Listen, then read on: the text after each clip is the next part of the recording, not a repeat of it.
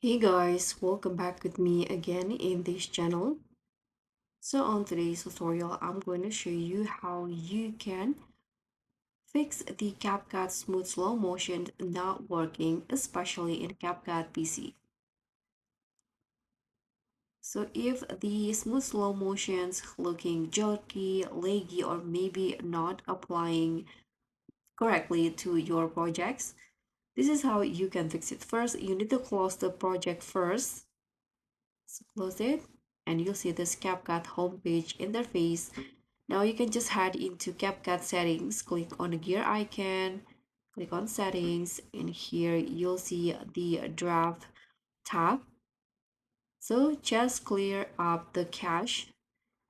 Here click on the trash icon, tap on OK, and after that your CapCut will be refreshed by removing the cache.